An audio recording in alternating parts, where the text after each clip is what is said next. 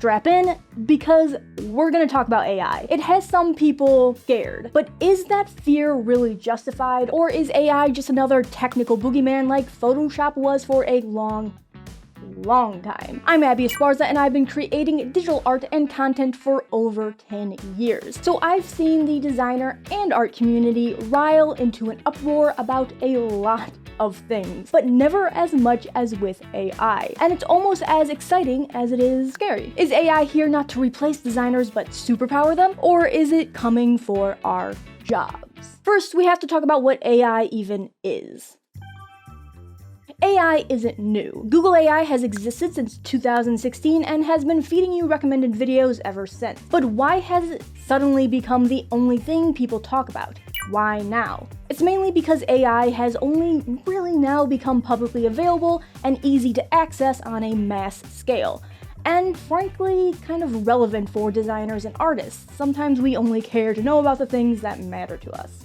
AI is the capability of a computer system to mimic human cognitive functions. It's the ability of a computer to do problem solving like a human would. AI can be developed using several different techniques, but machine learning is the one most relevant to most modern-day design AI tools. Text-to-image AIs like Midjourney and Adobe Firefly are two of some of the more well-known AIs. They can take a string of text and turn it into an image. It's not pulling from an existing image base, but generating something from nothing. Machine learning is how these AI design tools just start to know what is what. AIs have to be trained on massive amounts of data, including images.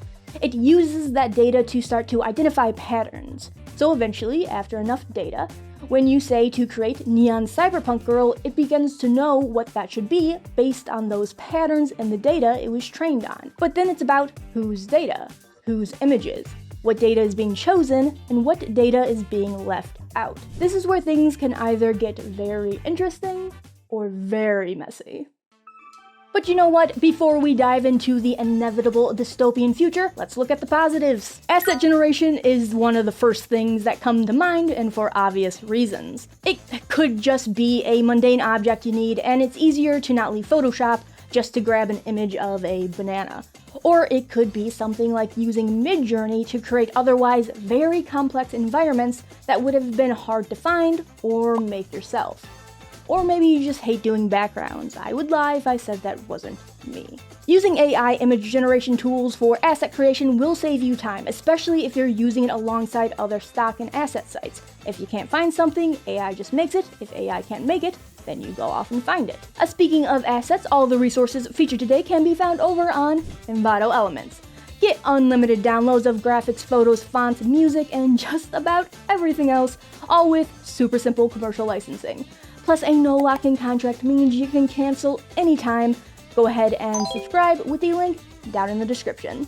And that'll bring us right into inspiration. Current AI design tools can be a great jumping off point and springboard for concepts. And we're really talking about more than just images at this point, because we get it. Images are cool, but while quick concept art and visual references that you then use to create something new is a massive appeal for a lot of people, I don't think it's the only or even best place for AI to be used. AI-generated color palettes or font pairings are a brilliant use case for AI that I never hear anyone talk about. Sites like Chroma with a K train on your chosen color preferences and then generate color combinations based on those results, and then will train more and more as you use it, showing you text, color palettes, and images with those color combinations. Adobe Illustrator has a really cool tool that will replace the colors in your illustration based on the description of the words you type.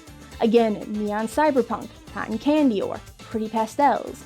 I've even heard of artists asking chatbots like ChatGPT to request an image concept that the artist will then go on to create. AI can be a very effective art block killer even for the AI less inclined. And then there's just the potential to enhance efficiency by automating boring routine tasks. Photo-based designers have always had some of the highest volumes of automation tools, thanks to Adobe Sensei, which has been running all of Photoshop's auto-select, content fill, and neural filters for years. But now web services like Canva can remove and replace objects using generative AI. In fact, I suspect all web and phone-based editing software will have some of the most growth and capabilities. And this just means those design tools will become both more convenient to use, but also more accessible. Designers now have things like AI-powered wireframing tools, as well as prototyping tools for the rapid ideation of projects. A UI wizard can generate a working, clickable prototype from just a paper sketch, which is super cool, or you can opt for just a wireframe, giving you the choice of just how much you want AI to be involved in the creation process, which sometimes is just very little. Tools like Jasper will use AI to generate copy for social media and promo posts. Despite them not loving AI, I saw quite a few people looking forward to tools like that because of how laser-specific and weird text like that kind of has to be effective. It's not fun to write. There are probably dozens of AI tools that can auto-scale your images with minimal to no pixelization, and I do imagine that will be one of Adobe's next big AI pushes. I'm sure they'll come out with a new industry standard to use. I like to use a productivity tool called Taskaday. Now, instead of pre-made templates that may or may not fit my needs as a content creator, it uses text prompts. These are just the mundane tasks that I have no problem letting the robots do. But now let's get to the scary bits, or the ethically ambiguous, at best. Like a real-life Black Mirror episode. Let's talk about copyright infringement, allegedly. While the images AI generators like Midjourney come up with when typing in a random prompt might seem generic and completely new, the discussion around copyright comes up pretty quick when you ask it to create in the style of a specific artist. While the use of Vincent van Gogh or other historical artists might seem innocent enough, you can also type in modern day artist, just regular, everyday working artists. Not the best reward for being an industry leader or being prolific in your chosen artistic field. The data used to train Midjourney and others like it, I'm not picking on it, was done without consent. Companies like these stand to make millions, if not billions of dollars off the back of artists and designers by stomping all over their already existing copyright. Allegedly. On the other hand, Adobe Firefly only trained on images found on Adobe stock. Good for you, Adobe. They conveniently did not let people opt out or tell people it was happening until they had done the bulk majority of their training. And as it stands now, you are opt-in by default. One of the smaller, easier ways to make situations like this slightly more equal is to simply present why opting in helps you as an artist, the designer, and not just the multi-million-dollar corporation. Also, opting in should not be the default. Come on, Adobe. But as of now, Adobe Firefly is considered one of the more ethical AIs. The legal implications for AI as a whole are still being fought out in courts worldwide. We also have to remember that AI is not magically sentient or intelligent. It was not birthed, it was trained. The tools we know now are trained on existing data fed to AI by people. Suppose an AI is only trained on one specific perspective, and the data is not diverse. In that case, the AI will only represent what it was trained on. If a group of people is left out or underrepresented, they simply won't exist, creating a new fake normal, where those people aren't included. For AIs to be effective, the quality and quantity of data play a critical role in their creation. But these datasets are not transparent. We can't exactly take a peek at them, and there is no incentive in the AI arms race to make that possible. In fact, they are better off not making it possible, but we aren't. One of the bigger changes that is being requested is to basically make their datasets transparent. And there are some possible solutions being thrown around. The Content Authenticity Initiative, or CAI, is a collaborative project spearheaded by Adobe, aiming to establish a widely accepted standard for digital content attribution. This is done through a content credentials system, kind of like metadata, but with even more information. It includes details like image producer, their social media handles, all edits made to the image, and the assets involved. So how does this content credentials system work? It's similar to metadata, but it also creates a trail of the image's edits and assets used within the image. What's interesting is that even individual assets within an image can have their own credentials. For instance, images generated by Adobe Firefly automatically get assigned content credentials. Let's say they're from Adobe Firefly.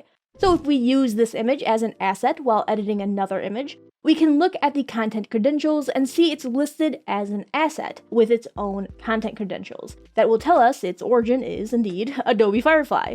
Next, when you export your image, you can publish the content credentials to the cloud or attach them directly to the file. Publishing to the cloud makes the credentials more persistent and harder to remove, because this allows you to run your image or copies where the content credentials may have been removed to undergo verification on the CAI's website Verify.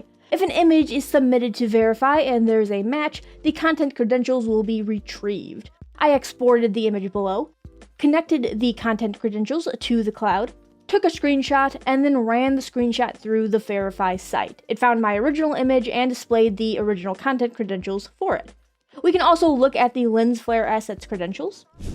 And if I then use my new image here as an asset in yet another image, its content credentials will remain intact, just like the Firefly asset. This ends up creating an overview tree that connects the original images, their history, edits, and the history and edits of any assets used.